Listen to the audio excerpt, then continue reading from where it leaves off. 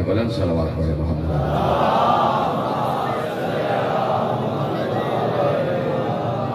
تو جو ہے بات آگے بڑھے گا، ابھی تو میں نے روایت کامل کی ہی نہیں ہے، اگر روایت کامل ہو جائے یہ معاملات طے ہو گئے۔ اب روایت آگے بڑھاتا ہوں۔ پیغمبر نے کہا کہ مجھے معلوم ہے کہ کتنے ان میں ایمان والے ہیں اور کتنے ان میں کافر ہیں۔ تو پیغمبر جملہ عرض کر رہے تھے، جملہ ارشاد فرما رہے تھے۔ اس روایت پہ لکھا ہے تفسیر روح البیان میں، علامہ اسماعیل حقی نے، عالم اہل سنت، پیغمبر جملے ارشاد فرما رہے تھے کہ میرے سامنے میری امت کو پیش کیا گیا اور میں جانتا ہوں کہ ان میں کتنے مومن ہیں کتنے کافر ہیں۔ پیغمبر کے سامنے کچھ منافق بیٹھے ہوئے تھے۔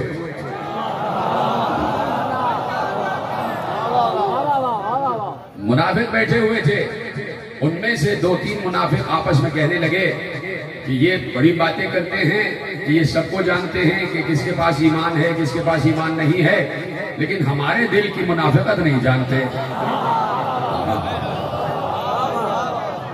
اب یہ آپس میں باتیں کر رہے ہیں، کون؟ منافق۔ نام لینے میں کوئی حرج نہیں ہے، نام ہے نا منافق، ایک صفت ہے۔ اس صفت کا ذکر قرآن میں بھی ہے، پورا سورہ ہے، مومنون کے نام سے بھی ہے اور منافقون کے نام سے بھی ہے۔ یہ مومنون کون ہیں یہ بھی آپ جانتے ہیں، یہ منافقون کون ہیں یہ بھی آپ جانتے ہیں۔ پورا عالم اسلام جانتا ہے کہ مومن کی تفسیر کیا ہے اور منافق کی تفسیر کیا ہے۔ جو دل میں کچھ رکھے زبان پر کچھ ہو اسے منافق کہتے ہیں، مومن اسے کہتے ہیں کہ جو دل میں ہو زبان پر بھی وہی ہو۔ تو اب یہ منافق کون ہے؟ قرآن نے سورہ منافقون میں ارشاد فرمایا اذا جاءک المنافقون، اے نبی یہ منافق آپ کے پاس آتے ہیں۔ تھک گئے شاید آپ؟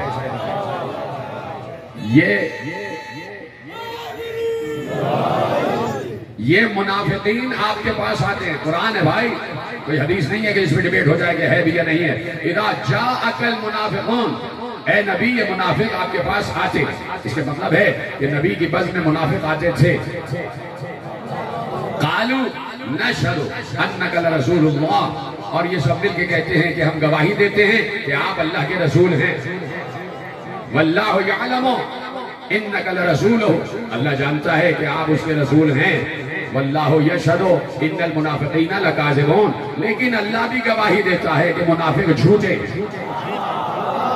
بڑی آسانی سنا آپ نے جملہ، بہت تیزی سے مجھے بہت سے مفاہیم سمیٹنے ہیں۔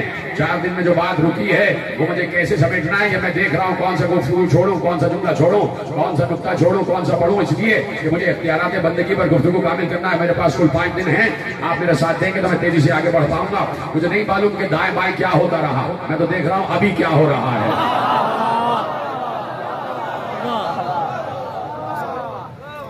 اور سمجھ رہے ہیں آج 5 محرم ہے تو ہمارے لیے 5 کا عدد بڑی اہمیت رکھتا ہے۔ سلامت رہیں، سب میرے ساتھ رہیے گا، آگے پیچھے دائیں بائیں سب۔ میں آپ کی محبتوں کا بڑا شکر گزار ہوں اور آپ کے خلوص کا بڑا شکر گزار ہوں۔ یہ ایک ذاکر سے نہیں بلکہ حسین سے محبت ہے، یہ حسین سے محبت ہے۔ یہ جتنے حضرات بیٹھے ہیں سب کے سب حسینی بیٹھے ہوئے ہیں، سب کے سب مادر حسین کو خراج عقیدت پیش کرنے بیٹھے ہیں۔ میں بھی ان کا ایک ادنا سا خادم ہوں، ایک ادنا سا غلام ہوں، ایک ادنا سا نوکر ہوں، اور یہ تمام معاملات انہی کے سپورٹ ہوتے ہیں۔ وَأُفَوِّضُ أَمْرِي إِلَى اللَّهِ إِنَّ اللَّهَ بَصِيرٌ بِالْعِبَادِ، میں اپنے تمام امور اللہ کے سپورٹ کرتا ہوں، وہ بندوں کو بہتر جانتا بھی ہے پہچانتا بھی ہے۔ یہ بھی بندگی کا ایک طریقہ ہے کہ اپنے امور کو اللہ کے سپورٹ کر دیا جائے اور پھر صبر کے ساتھ بیٹھا جائے۔ صبر صرف یہی نہیں ہے کہ خاموش بیٹھا جائے، بھائی صبر صرف یہ نہیں ہے کہ خاموش بیٹھا جائے۔ صبر کا مطلب کیا ہے؟ حضرت یعقوب پوری زندگی روتے رہے ہیں، پوری زندگی روئے ہیں، اور کسی مردہ کو نہیں روئے ہیں، زندہ کو روئے ہیں۔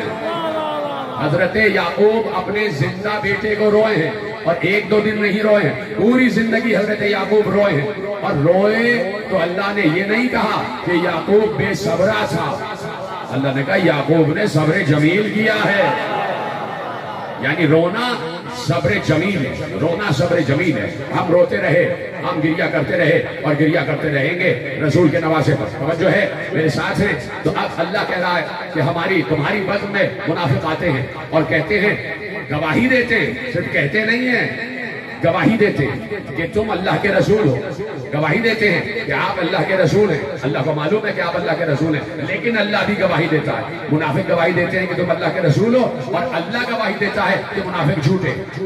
جو بھائی منافق جھوٹے کیوں ہیں؟ وہ کہہ تو رہے اشہد ان محمد رسول اللہ۔ بہت آہستگی سے آپ نے سمجھا، بڑی تیزی سے سمجھتے ہوئے آگے بڑھے۔ بھائی منافق جھوٹے کیوں ہیں؟ سوال کرنے کا حق رکھتا ہوں، دست ادب جوڑ کر، سر تسلیم خم کر کے، اپنی پیشانی کو سجدے میں سر رکھ کر پروردگار سے، ایک عبد کی حیثیت سے، ایک بندے کی حیثیت سے، اس کی ایک مخلوق کی حیثیت سے سوال کر سکتا ہوں کہ پروردگار منافق جھوٹے کیوں ہیں؟ کیا رسول محمد اللہ کے رسول نہیں ہے؟ وہ صحیح تو کہہ رہے ہیں اشہد ان محمد رسول اللہ۔ اچھا، جو اشہد ان محمد رسول اللہ کہہ رہا ہے وہ اشہد اللہ الہ الا اللہ بھی تو کہہ رہا ہوگا۔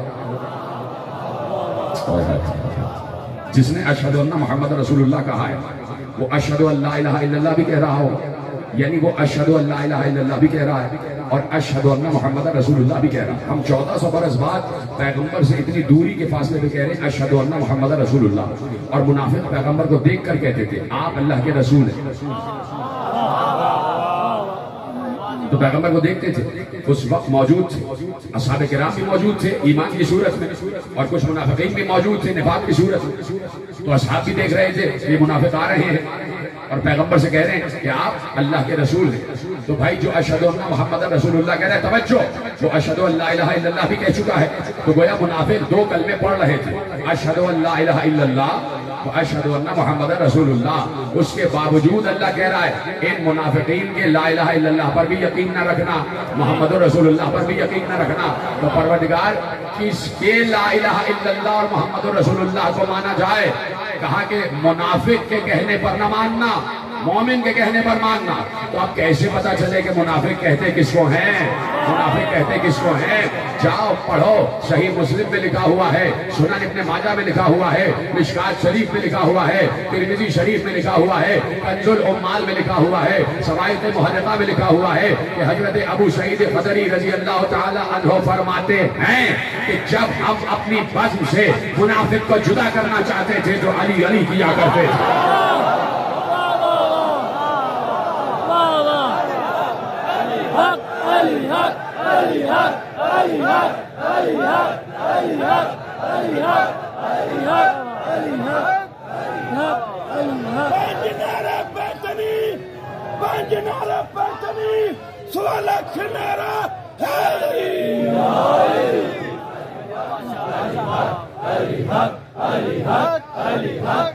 بارہ سے بلند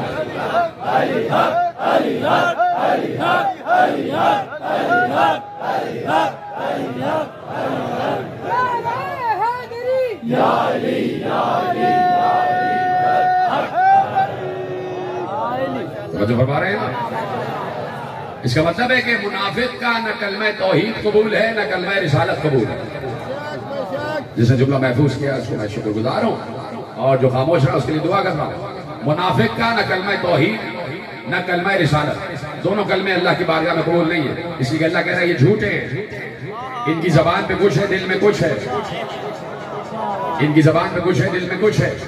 تو ایسے میں کچھ منافقین بیٹھے ہوئے تھے اور آپس میں کہہ رہے تھے کہ ہمارے دل کی تو کیفیت جانتے ہی نہیں، اور بتا رہے ہیں کون مومن ہے کون منافق ہے۔ جیسے ہی وہ آپس میں گھسر کر رہے تھے، ایک دوسرے کے کان میں یہ جملے کہہ رہے تھے، ایک بار پیغمبر منبر کے عرشے پر بیٹھے ہوئے تھے نا، منبر کا سب سے اونچا زینہ جو ہے وہ عرشہ کہلاتا ہے، اور عرشے پر عرش والا ہی بیٹھتا ہے۔ اور آپ کو پتا ہے پیغمبر منبر پر تنہا بیٹھتے نہیں تھے، دو جنت کے مالک بھی ساتھ بیٹھا کرتے تھے، جنت کے دو مالک بھی ساتھ بیٹھا کرتے تھے۔ عرش والا عرش پر بیٹھا ہوا ہے، مالکان جنت، جاگیرداران جنت، زمینداران جنت، مالکان جنت ساتھ بیٹھے ہوئے ہیں، اور پیغمبر تشریف فرما ہے، اور پیغمبر کے سامنے کچھ لوگ بیٹھے بھی آپس میں کہہ رہے ہیں کہ ہمارے دل کا تو حال جانتے ہی نہیں۔ جیسے ہی انہوں نے آپس میں یہ جملہ کہا، پیغمبر نے فوراً منبر کے عرشے سے جملہ ارشاد فرمایا۔ اسماعیل حقی لکھ رہے ہیں کہ پیغمبر نے ارشاد فرمایا، ما بال اقوام طعنوا فی علمی، کیا ہو گیا ہے لوگوں کو وہ میرے علم کے بارے میں شک کرتے ہیں۔ کیا ہو گیا ہے لوگوں کو؟ وہ میرے علم کے بارے میں شک کرتے ہیں. میں قیامت تک لا تسألونی عن شیء بینکم وبین الساعہ، میں قیامت تک جو کچھ بھی ان کے اور قیامت کے درمیان جو کچھ بھی ہونے والا ہے میں بیان کر سکتا ہوں. کیا ہو گیا ہے؟ لوگ میرے علم کے بارے میں شک کرتے ہیں. روایت کامل ہونے جا رہی ہے. سب میرے ساتھ ہیں. کم از کم ہاتھ اٹھا کے بتانا کہ جملہ پہنچ گیا. ایک بار پیغمبر نے جیسے ہی کہا کہ کیا ہو گیا ہے قوم کو، میرے علم کے بارے میں شک کرتے ہیں، بڑا حساس جملہ ہے. ذہین لوگ سمجھیں گے کہ جملہ پیغمبر نے کیا ارشاد فرمایا ہے. کیا ہو گیا ہے قوم کو، وہ میرے علم کے بارے میں شک کرتے ہیں. بیچ میں سے ایک شخص کھڑے ہو کے کہتا ہے یا رسول اللہ کس نے شک کیا؟ پیغمبر نے کہا تو نے شک کیا.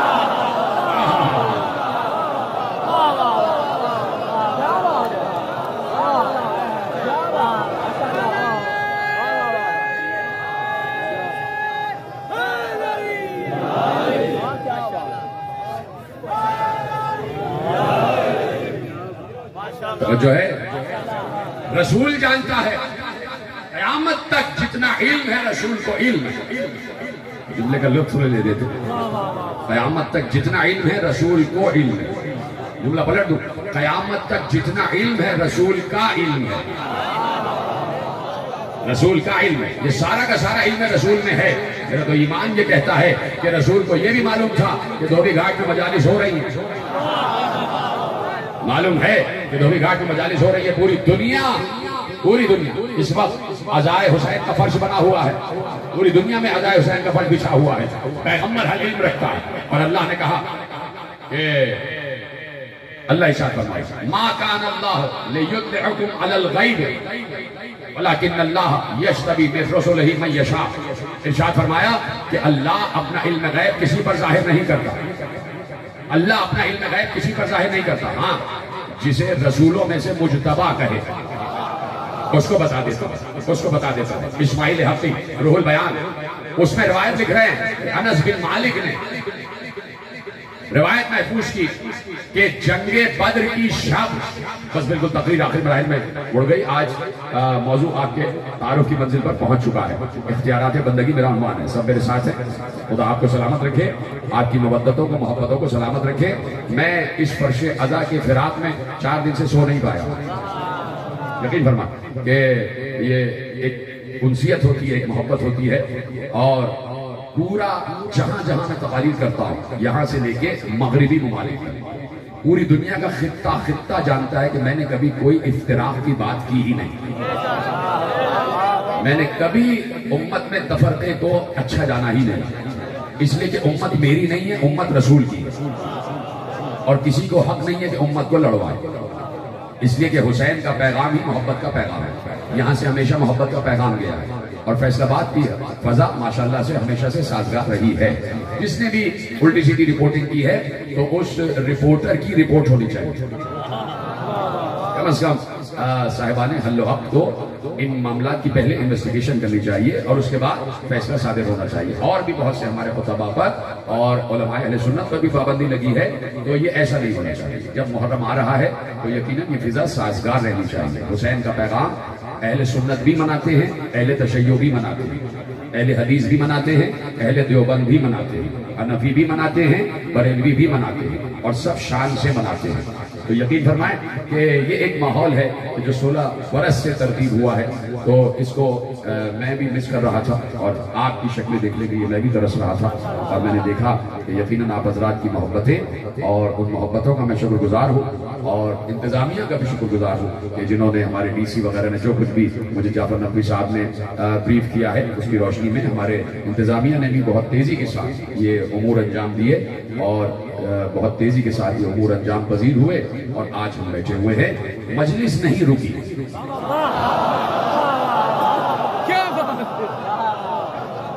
کسی کے آنے یا نہ آنے سے ذکر حسین پر کوئی فرق نہیں پڑتا. دن پر خالی نہیں رہتا. میری جگہ علامہ فراز حیدر کاظمی صاحب نے خدا ان کو سلامت رکھے خطاب فرمایا.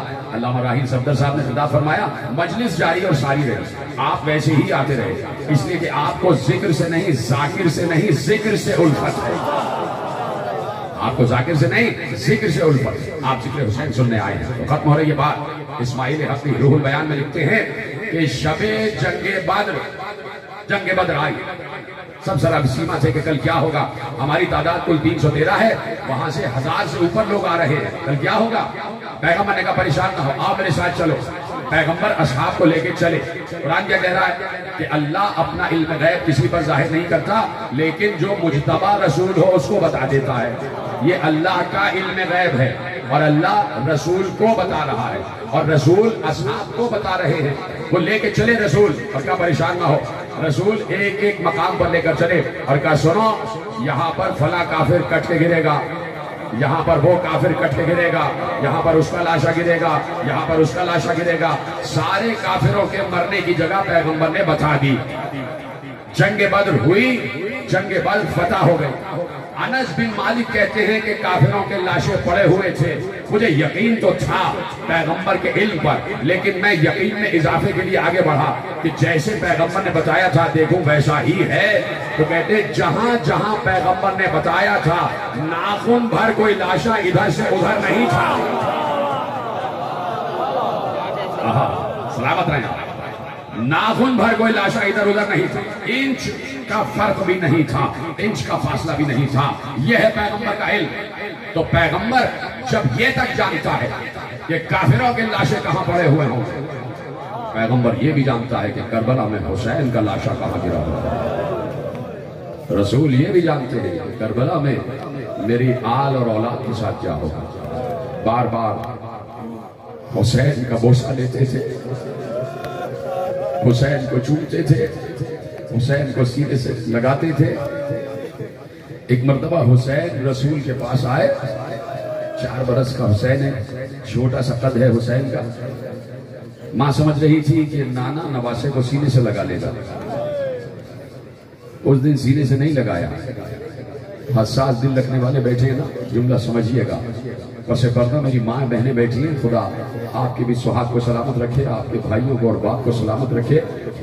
حسین آئے تو ماں سمجھ رہی تھی کہ آج رسول حسین کو سینے سے لگائیں گے، لیکن آج سینے سے نہ لگایا۔ ایک بار رسول کھڑے ہوئے اور حسین کے سامنے بیٹھ گئے۔ بیٹھنے کے بعد حسین کے قدموں سے لے کے سر تک ایک ایک جگہ کا بوسہ لے رہے تھے۔ سمجھ گئے ہو تو سینے پہ ہاتھ رکھ لو، ایک ایک جگہ کا بوسہ لے رہے تھے۔ کبھی قدموں کا، کبھی انگشت کا، کبھی سینے کا، کبھی شانوں کا، کبھی ہاتھوں کا، کبھی پیشانی کا، کبھی رخسار کا۔ ماں نے تڑپ کر پوچھا بابا آج یہ ایسے پیار کیوں کر رہے ہیں؟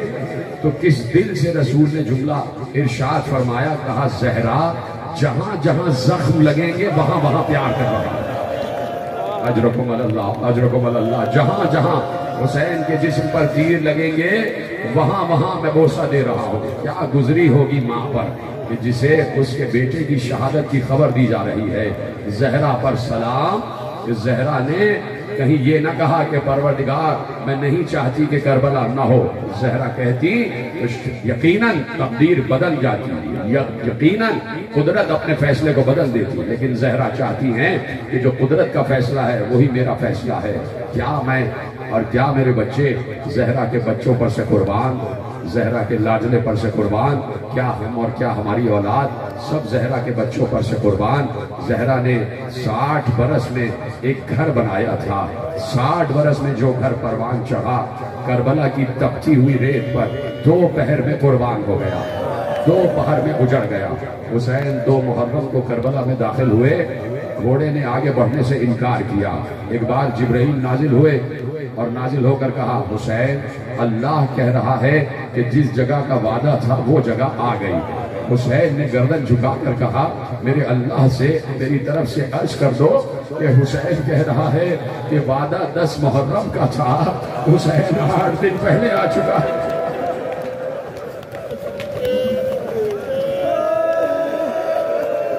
حسین 8 دن پہلے آ چکا ہے۔ حسین کو اپنا وعدہ یاد ہے۔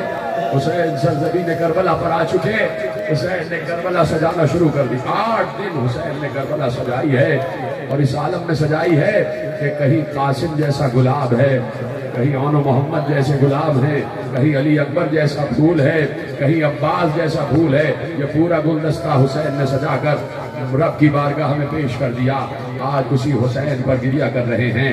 میرے عزیزوں आशूर ही को करबला आगाज नहीं हुई है, करबला का आगाज कूफे से हो चुका था। तो जुमला रोने के लिए काफी था।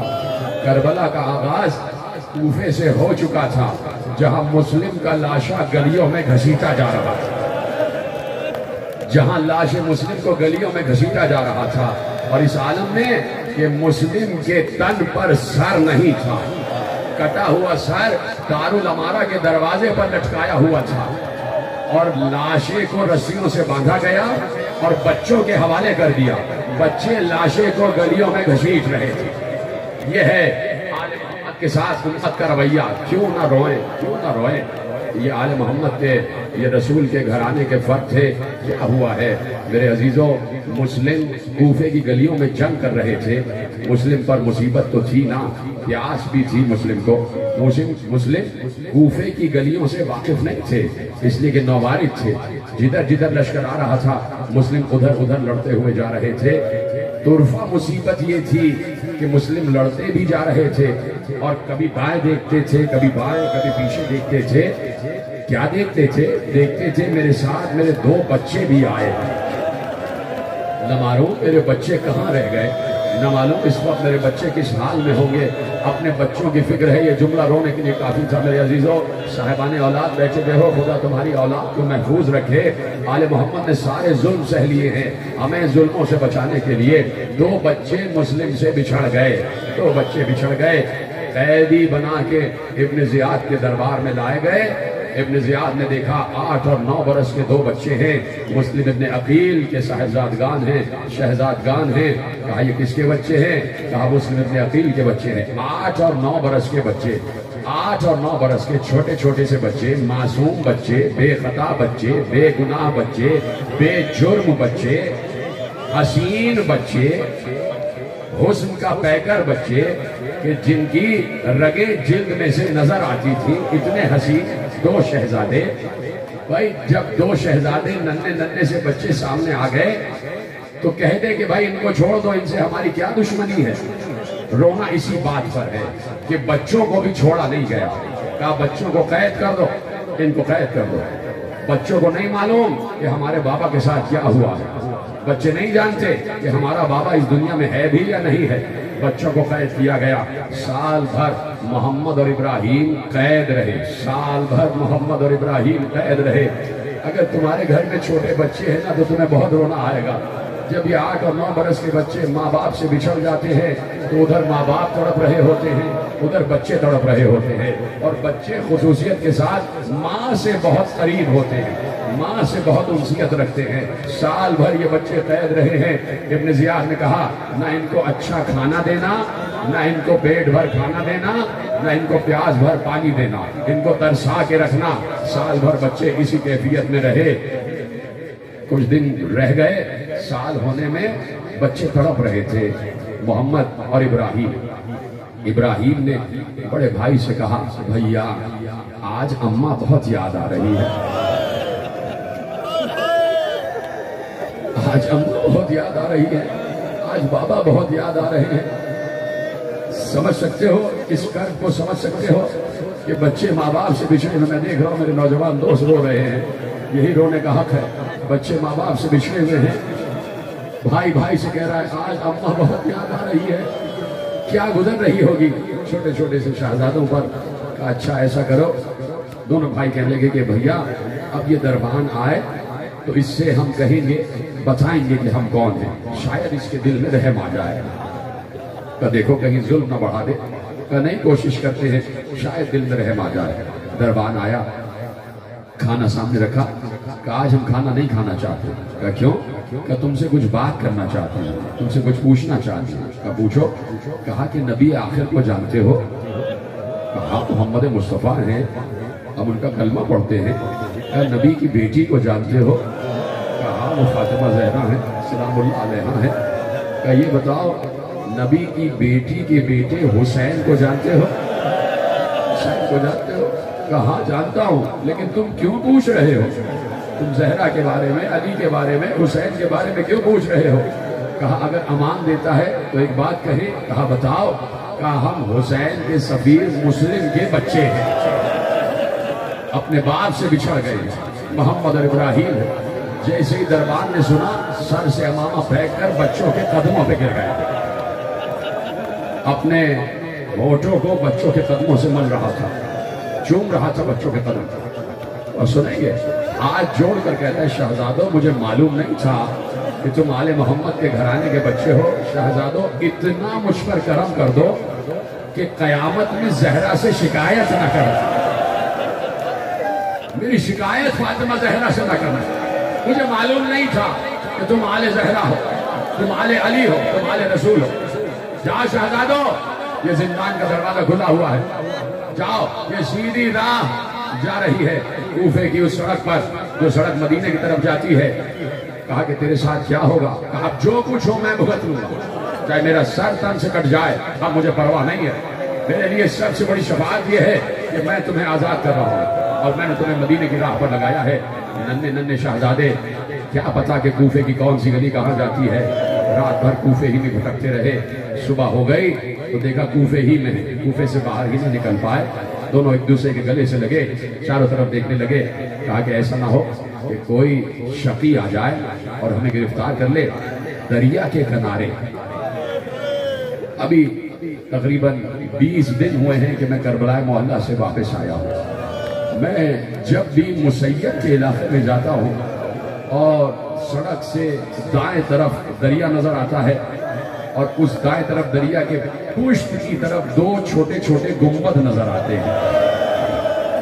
یقین کرو کلیجہ کٹ جاتا ہے, کلیجہ کٹ جاتا ہے کہ کہاں مدینہ اور کہاں مسیب, کہاں کے شہزادے کہاں پہ رہ رہے ہیں.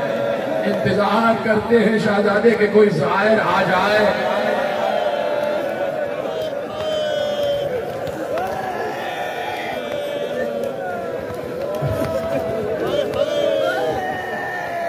شہزادے انتظار کرتے ہیں, ظاہر پہنچ جاتے ہیں, شہزادے دعا دیتے ہیں. 2 ننھے ننھے گنبد نظر آتے ہیں. ان ننھے ننھے گنبدوں کے نیچے 2 چھوٹی چھوٹی قبریں. دل کٹ کے رہ جاتا ہے, کلیجہ چھلنی ہو جاتا ہے. یقین کریں وہ شہزادے چلے رات بھر. صبح آئی, دریا کے کنارے ایک درخت تھا, اس درخت پہ چڑھ کے بیٹھ گئے تاکہ رات آئے گی تو دوبارہ نکلیں گے اور راستہ تلاش کریں گے. ایک کنیز آئی, دریا سے پانی بڑھ رہی تھی. اس نے پانی میں 2 چاند سے چہروں کے عکس دیکھے.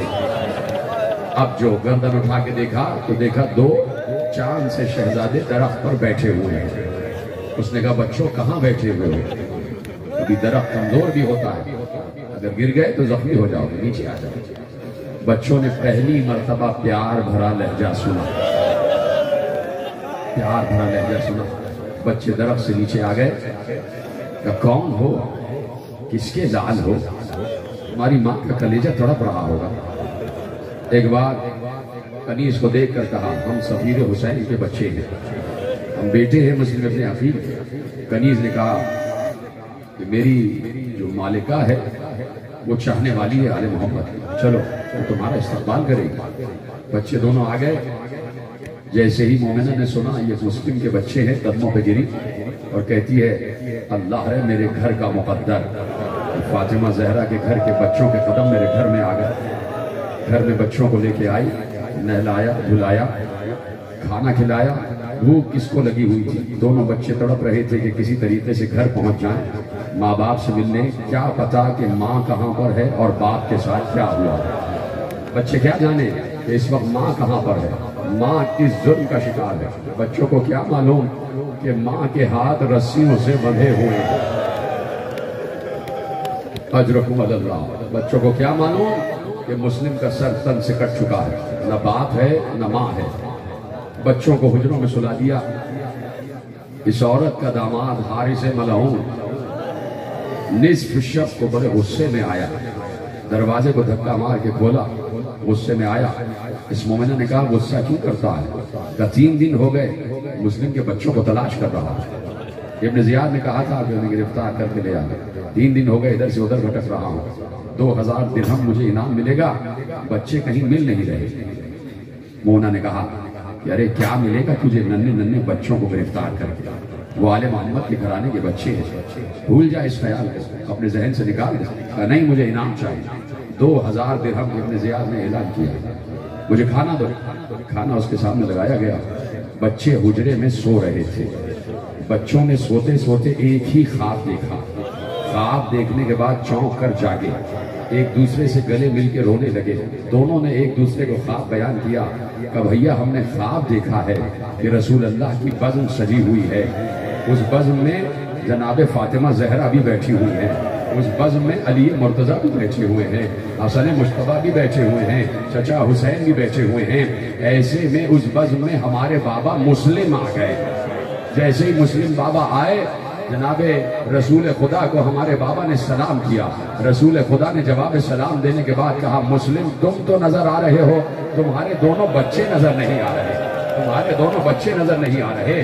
تو ہمارے بابا نے کہا یا رسول اللہ ابھی تھوڑی دیر میں میرے بچے بھی آنے والے ہیں، ابھی تھوڑی دیر میں میرے بچے بھی آنے والے ہیں۔ کہا بھیا لگتا ہے کہ آج ہماری آخری شب ہے، آج ہماری آخری شب ہے۔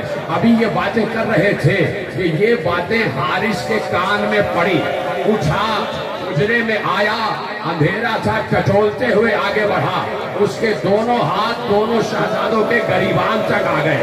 ایک بار گریبان پکڑ کے کہتا ہے کون ہو، کیوں بیٹھے ہو؟ کہا ہم مسلم ابن عقیل کے بچے ہیں۔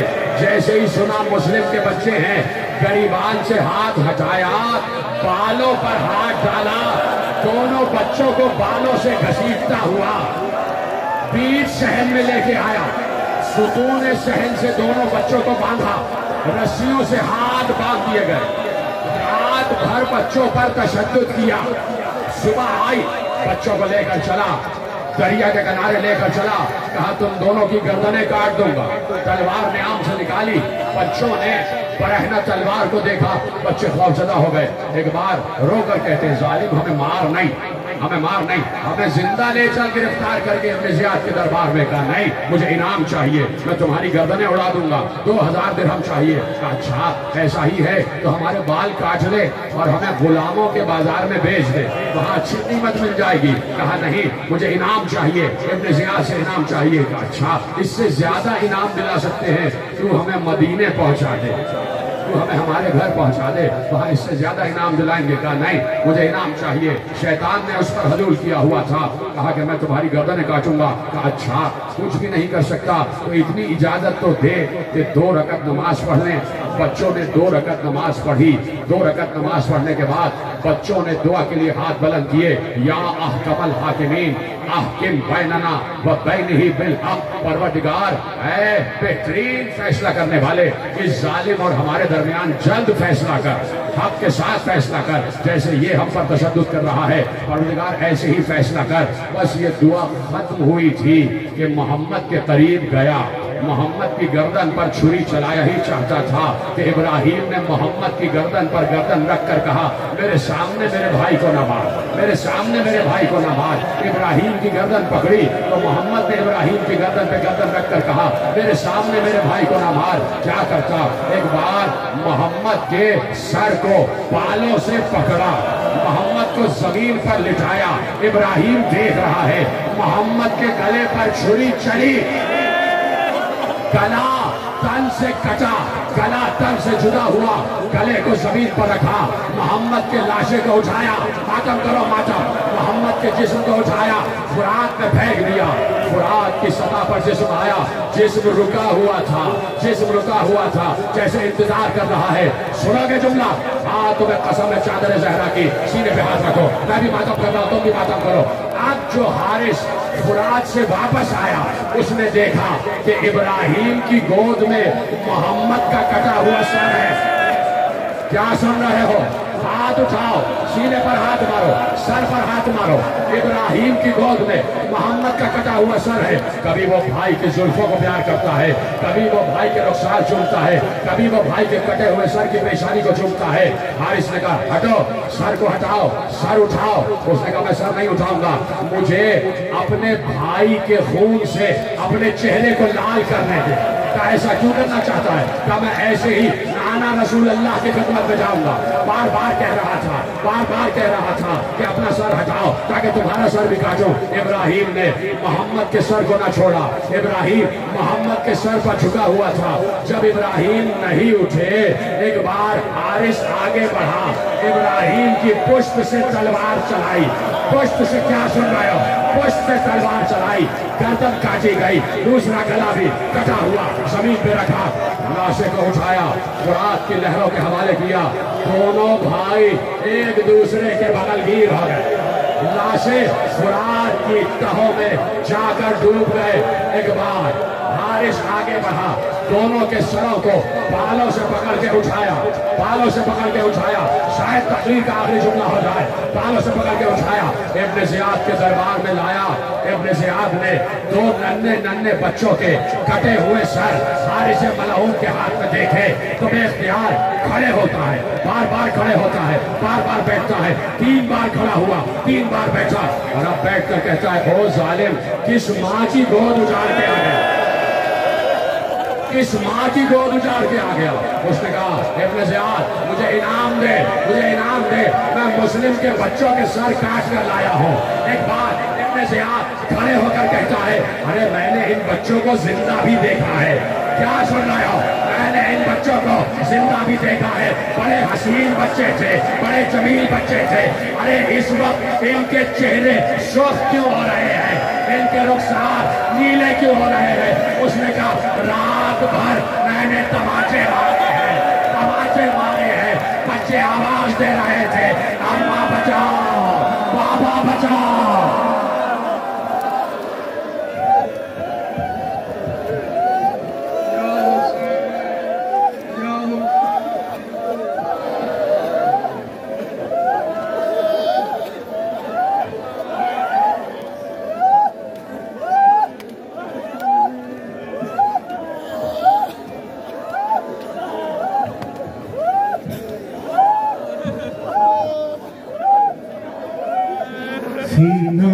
मोहम्मद इब्राहिम, सीनाम मोहम्मद इब्राहिम, दो साँझ भिरावा तोड़ देती। सीनाम मोहम्मद इब्राहिम, दो साँझ भिरावा तोड़ देती।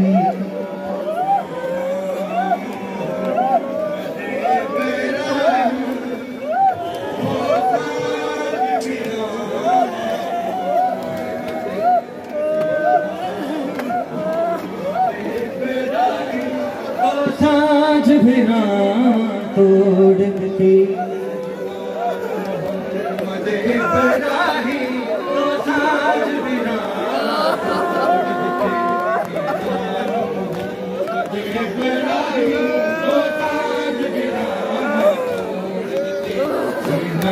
मोहम्मद इब्राहिम, दो साँझ भिरावा तोड़ देती। मोहम्मद इब्राहिम, दो साँझ भिरावा तोड़